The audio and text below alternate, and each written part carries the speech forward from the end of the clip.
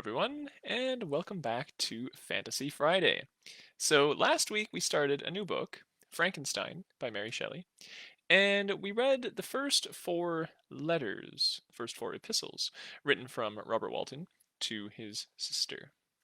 And in that, we learned a little bit about Walton himself.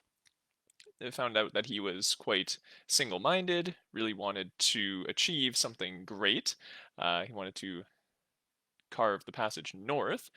And then we had him run into, well, a stranger. And now the narrative is going to switch away from Walton himself and to the stranger. Now, that stranger, of course, we have not been introduced to his name yet, but he is Victor Frankenstein.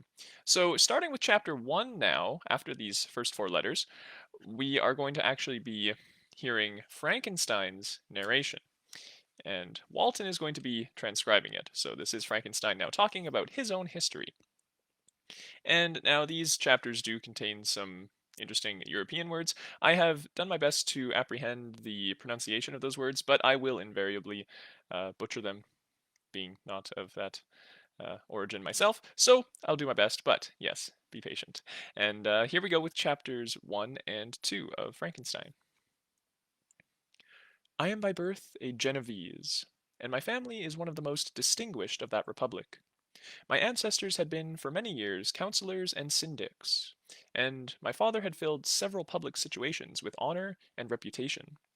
He was respected by all who knew him for his integrity and indefatigable attention to public business.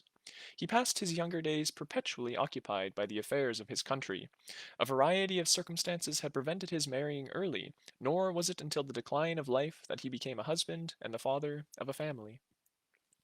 As the circumstances of his marriage illustrate his character, I cannot refrain from relating them.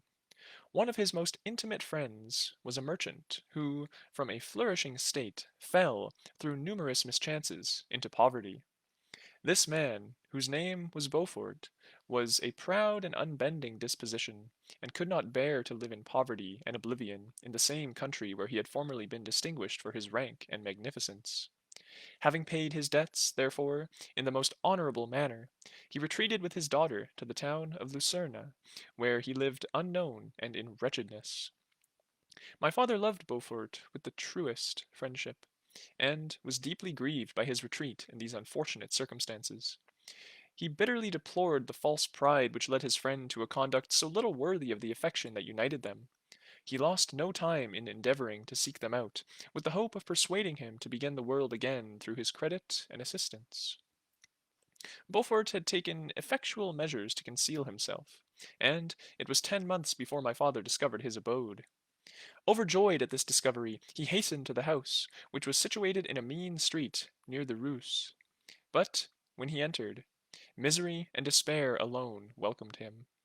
Beaufort had saved but a very small sum of money from the wreck of his fortunes, but it was sufficient to provide him with sustenance for some months, and in the meantime he hoped to procure some respectable employment in a merchant's house. The interval was, consequently, spent in inaction.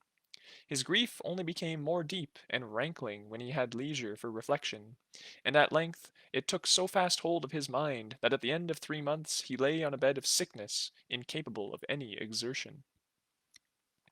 His daughter attended him with the greatest tenderness, but she saw with despair that their little fund was rapidly decreasing, and that there was no other prospect of support.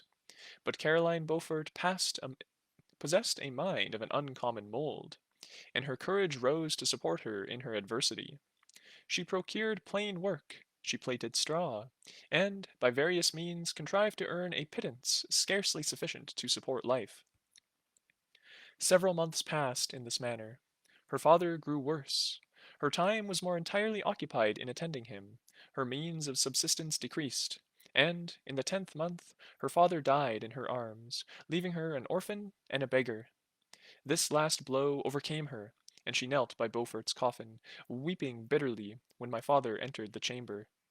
He came like a protecting spirit to the poor girl, who committed herself to his care, and, after the interment of his friend, he conducted her to Geneva, and placed her under the protection of a relation. 2 years after this event, Caroline became his wife. There was a considerable difference between the ages of my parents, but this circumstance seemed to unite them only closer in bonds of devoted affection. There was a sense of justice in my father's upright mind, which rendered it necessary that he should approve highly to love strongly. Perhaps during former years he had suffered from the late discovered unworthiness of one beloved, and so was disposed to set a greater value on tried worth. There was a show of gratitude and worship in his attachment to my mother, differing wholly from the doting fondness of age, for it was inspired by reverence for her virtues, and a desire to be the means of, in some degree, recompensing for her the sorrows she had endured, but which gave inexpressible grace to his behavior to her. Everything was made to yield to her wishes and her convenience. He strove to shelter her, as a fair exotic is sheltered by the gardener, from every rougher wind, and to surround her with all that could tend to excite pleasurable emotion in her soft and benevolent mind. Her health, and even the tranquility of her hitherto constant spirit, had been shaken by what she had gone through.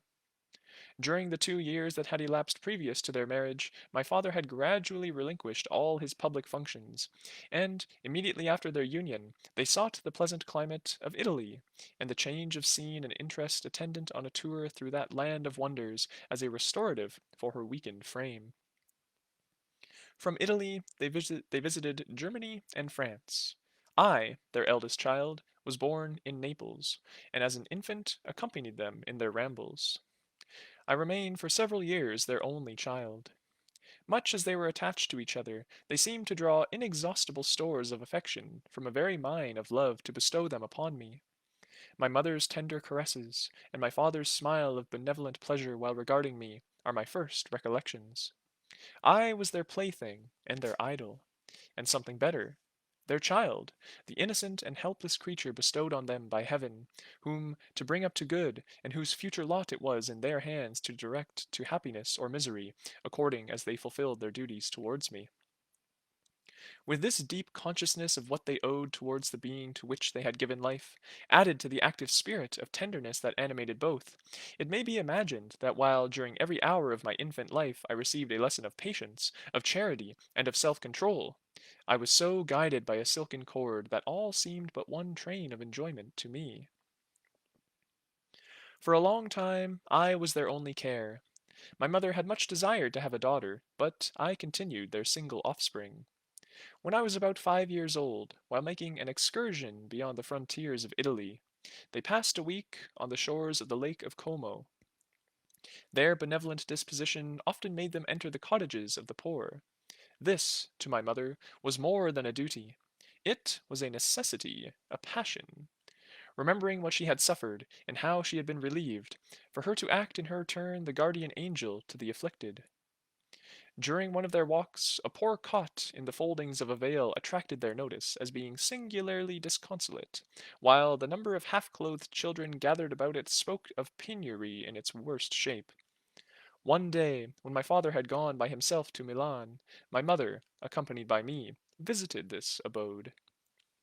She found a peasant and his wife, hard working, bent down by care and labor, distributing a scanty meal to 5 hungry babes.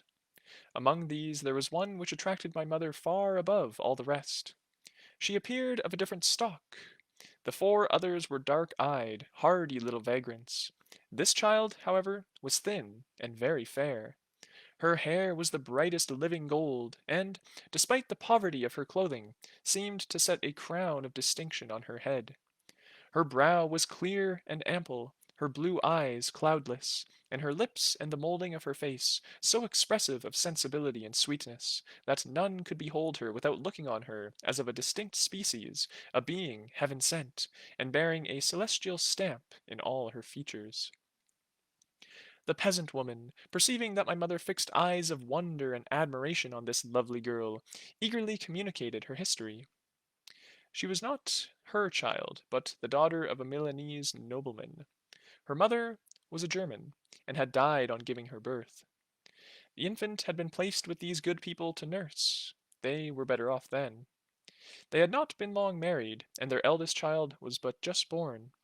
The father of their charge was one of those Italians nursed in the memory of the antique glory of Italy, one among the schiavi ognofrimenti, who exerted himself to obtain the liberty of his country. He became the victim of its weakness. Whether he had died or still lingered in the dungeons of Austria was not known. His property was confiscated, his child became an orphan and a beggar.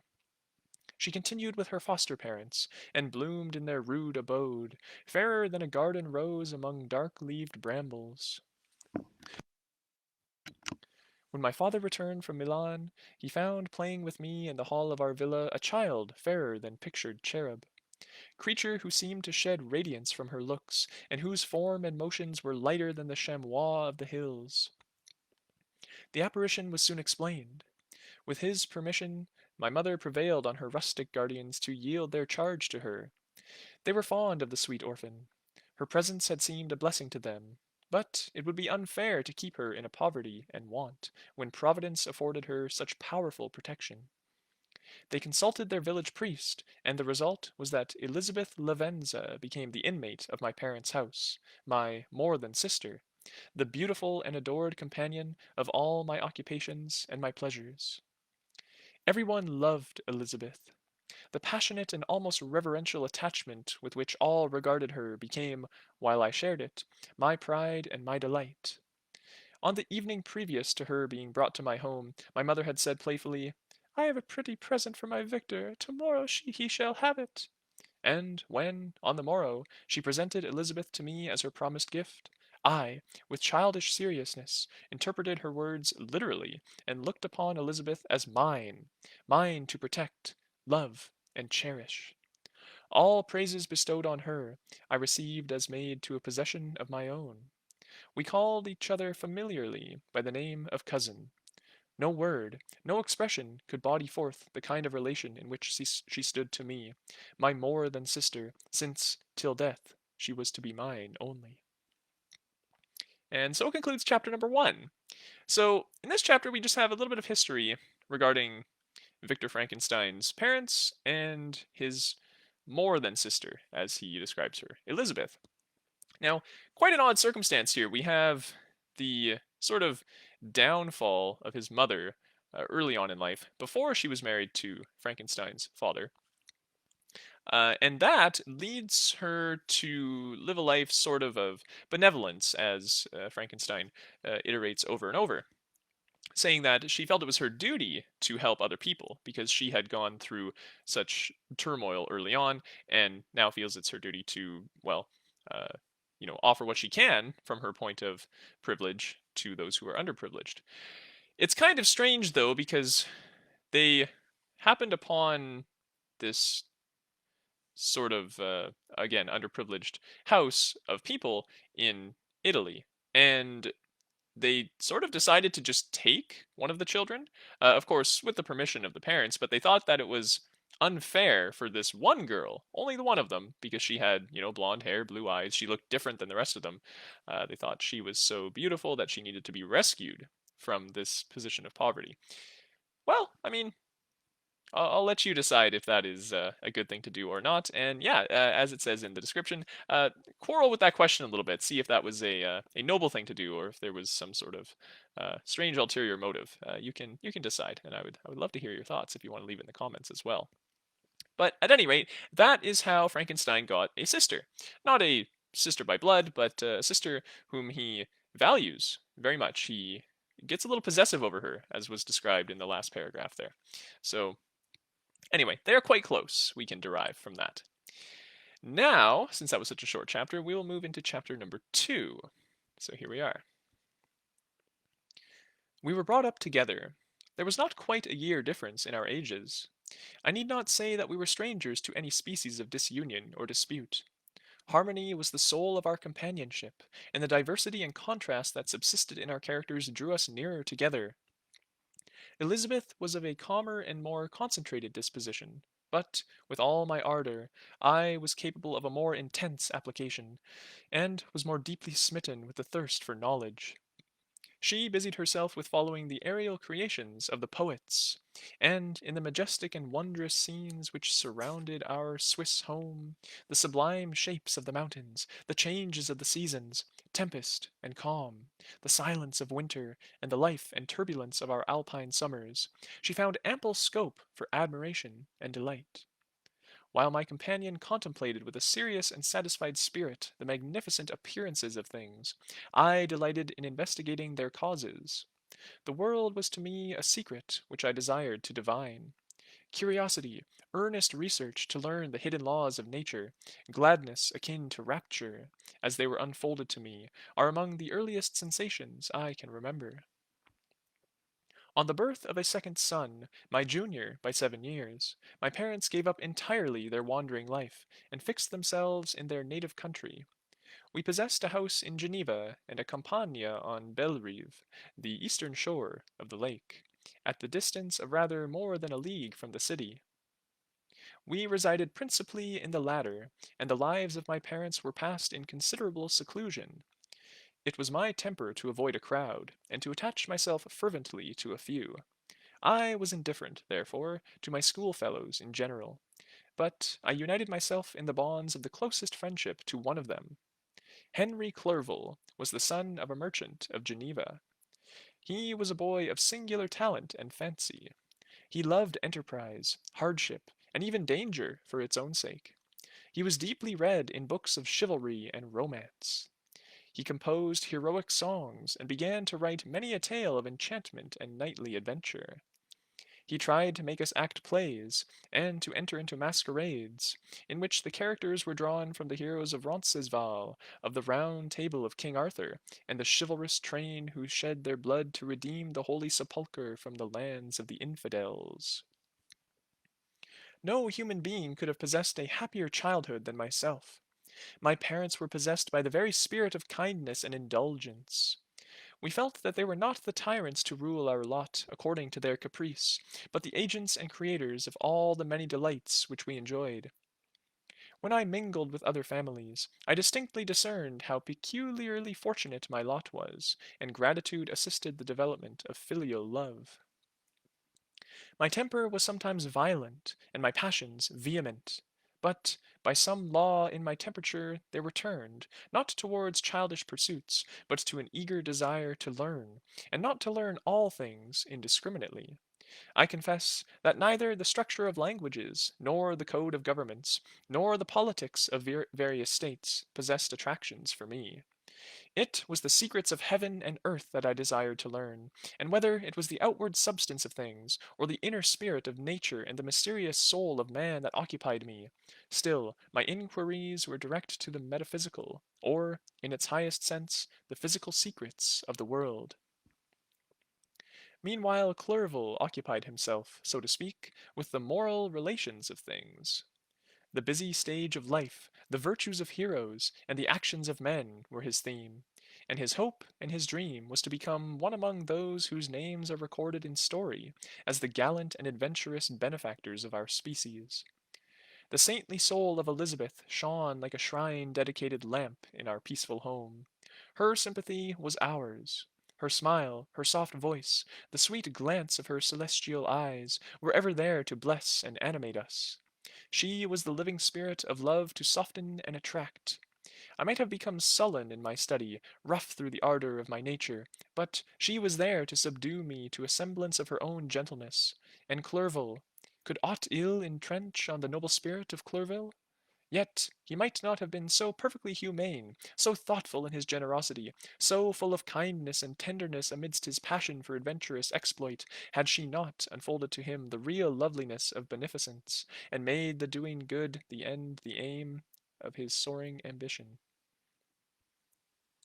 I feel exquisite pleasure in dwelling on the recollections of childhood, before misfortune had tainted my mind, and changed its bright visions of extensive usefulness into gloomy and narrow reflections upon myself. Besides, in drawing the picture of my early days, I also record those events which led, by insensible steps, to my after tale of misery. For, when I would account to myself for the birth of that passion, which afterwards ruled my destiny, I find it arise, like a mountain river, from ignoble and almost forgotten sources. But, swelling as it proceeded, it became the torrent which, in its course, was swept away all my hopes and joys. Natural philosophy is the genius that has regulated my fate. I desire, therefore, in this narration, to state those facts which led to my predilection for that science. When I was 13 years of age, we all went on a party of pleasure to the baths near Thonon. The inclemency of the weather obliged us to remain a day confined to the inn. In this house I chanced to find a volume of the works of Cornelius Agrippa. I opened it with apathy.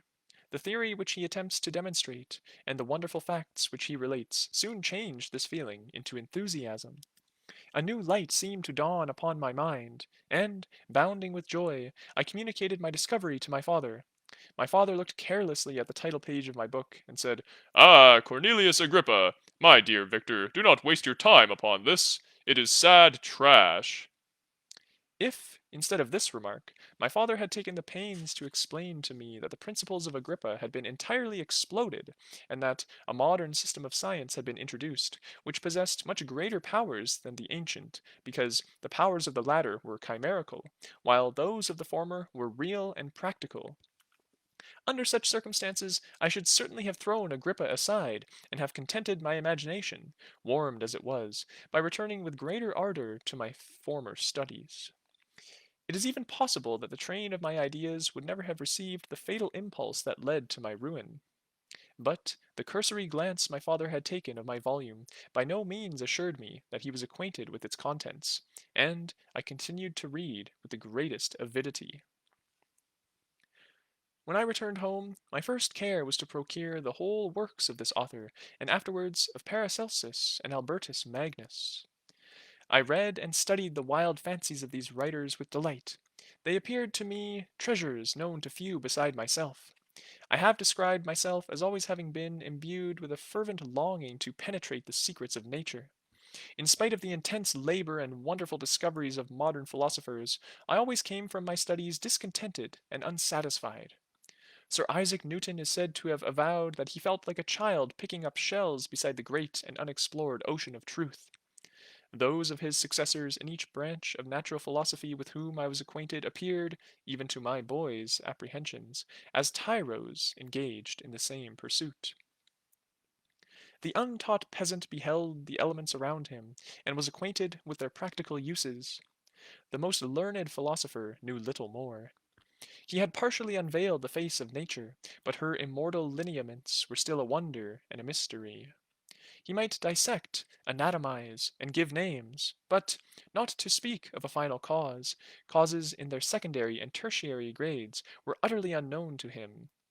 I had gazed upon the fortifications and impediments that seemed to keep human beings from entering the citadel of nature, and rashly and ignorantly I had repined. But here were books, and here were men who had penetrated deeper and knew more. I took their word for all that they averred, and I became their disciple. It may appear strange that such should arise in the 18th century, but while I followed the routine of education in the schools of Geneva, I was, to a great degree, self-taught with regard to my favorite studies. My father was not scientific, and I was left to struggle with a child's blindness, added to a student's thirst for knowledge. Under the guidance of my new preceptors, I entered with the greatest diligence into the search of the philosopher's stone and the elixir of life. But the latter soon obtained my undivided attention. Wealth was an inferior object, but what glory would attend the discovery if I could banish disease from the human frame, and render man invulnerable to any but a violent death? Nor were these my only visions. The raising of ghosts or devils was a promise liberally accorded by my favorite authors, the fulfillment of which I most eagerly sought. And, if my incantations were always unsuccessful, I attributed the failure rather to my own inexperience and mistake than to a want of skill or fidelity in my instructors. And thus, for a time, I was occupied by exploded systems, mingling, like an unadept, a thousand contradictory theories, and floundering desperately in a very slough of multifarious knowledge, guided by an ardent imagination and childish reasoning, till an accident again changed the current of my ideas. When I was about 15 years old, we had retired to our house near Bellerive, when we witnessed a most violent and terrible thunderstorm. It advanced from behind the mountains of Jura, and the thunder burst at once, with frightful loudness from various quarters of the heavens. I remained, while the storm lasted, watching its progress with curiosity and delight. As I stood at the door, on a sudden, I beheld a stream of fire issue from an old and beautiful oak which stood about 20 yards from our house. And, so soon as the dazzling light vanished, the oak had disappeared, and nothing remained but a blasted stump. When we visited it the next morning, we found the tree shattered in a singular manner. It was not splintered by the shock, but entirely reduced to thin ribands of wood. I never beheld anything so utterly destroyed. Before this, I was not unacquainted with the more obvious laws of electricity. On this occasion, a man of great research in natural philosophy was with us, and, excited by this catastrophe, he entered on the explanation of a theory which he had formed on the subject of electricity and galvanism, which was at once new and astonishing to me. All that he said threw greatly into the shade Cornelius Agrippa, Albertus Magnus, and Paracelsus, the lords of my imagination. But, by some fatality, the overthrow of these men disinclined me to pursue my accustomed studies. It seemed to me as if nothing would or could ever be known. All that had so long engaged my attention suddenly grew despicable. By one of those caprices of the mind, which we are perhaps most subject to in early youth, I at once gave up my former occupations. I set down natural history and all its progeny as a deformed and abortive creation, and entertained the greatest disdain for a would-be science, which could never even step within the threshold of real knowledge. In this mood of mind, I betook myself to the mathematics and the branches of study appertaining to that science, as being built upon secure foundations, and so worthy of my consideration. Thus strangely we are souls constructed, and by such slight ligaments are we bound to prosperity or ruin. When I look back, it seems to me as if this almost miraculous change of inclination and will was the immediate suggestion of the guardian angel of my life, the last effort made by the spirit of preservation to avert the storm that was even then hanging in the stars and ready to envelop me. Her victory was announced by an unusual tranquility and gladness of soul, which followed the relinquishing of my ancient and latterly tormenting studies. It was thus that I was to be taught to associate evil with their prosecution, happiness with their disregard. It was a strong effort of the spirit of good, but it was ineffectual. Destiny was too potent, and her immutable laws had decreed my utter and terrible destruction. And so concludes chapter number 2 of Frankenstein. So, in that chapter, we got a little more backstory into Frankenstein himself and how his sister and his friend, Henry Clerval, uh, were contributed to his development, saying that Henry Clerval was basically a bit of a foil for him, where he was more interested in the arts. Really, he was very interested in chivalry and tales of romance and writing in general. Whereas Frankenstein himself was much more interested in, well, sort of natural philosophy, but mostly natural sciences. But the trouble was, he mentioned, he was reading some very, very old books by some misinformed people from ancient times who believed in things sort of like magic, effectively. He never mentions the word magic, but that's kind of what it was. They're talking about, the Philosopher's Stone, the elixir of life, immortality, stuff like that. So they don't actually know what they're talking about. But then Frankenstein, just guided by his thirst for knowledge, wanted to try to learn more about the world and how things worked. And he, on one fateful day, lightning struck a tree and absolutely obliterated it. And he happened to be in the company of some unnamed scientist of sorts, who mentioned the laws of electricity and galvanism. Now, galvanism at this time period was, well, they weren't sure if it was true or not.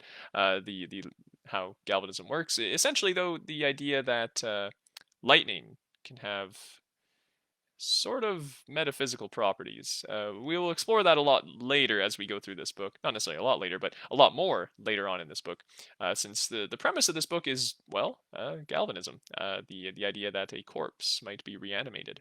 So Frankenstein mentions that he was so happy to actually have his course shifted like this, where he said it drew him more into the real sciences and mathematics and the fundamental theories and laws of the world. And that could have saved him. It was the last chance for him to be saved. But then, towards at the very end of the chapter, he laments that it wasn't enough. It was too late. All of his all of his lives had been spent. If we were to use the cat's analogy, his ninth one gone. Now, of course, he's still alive today to tell the tale, but some things are going to happen later on that, well, his life takes a turn for the worse. But we will wait until we get to read the next couple of chapters next week to dive into that. But yes, very interesting stuff and lots of things to think about. The way that Frankenstein views the world, the way he approaches it, the way he sees other people, the way he sees ideas. And yeah, looking forward to read some more. So hopefully you're all enjoying it. Hopefully you're all following along and getting something out of this book and getting those gears turning in your head. Lots of interesting stuff to come.